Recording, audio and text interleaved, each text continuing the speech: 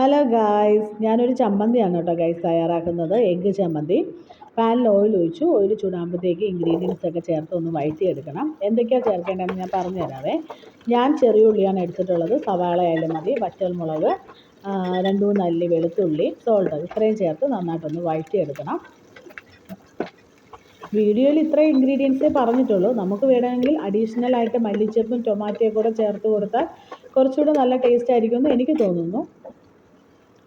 പിന്നെ ഞാൻ എടുത്തിട്ടുള്ളത് ഒരു എഗ്ഗാണ്. ഞാൻ അൻസുകുട്ടി മാത്രമേ ഉള്ളൂ, അതുകൊണ്ടാണ് ഒരു എഗ്ഗ് എടുത്തത്. നിങ്ങൾക്ക് നിങ്ങളുടെ ഇഷ്ടത്തിനനുസരിച്ച് എടുക്കാം. 1, 2, 3 ഒക്കെ എടുക്കാം കേട്ടോ.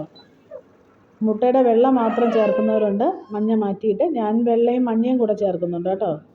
എന്നിട്ട് ഇതുപോലെ ആറി കഴിയുമ്പോൾ മിക്സിയിലൊന്ന് ചതച്ചെടുക്കണം.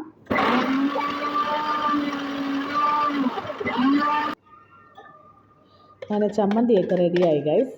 നല്ല ടേസ്റ്റാണ് കേട്ടോ ചോറിൻ്റെ കൂടെ കഴിക്കാൻ വേണ്ടി. ഞാനിന്ന് ഈ ചമ്മന്തി മാത്രമേ ഉണ്ടാക്കിയിട്ടുള്ളൂ ഗൈസ്.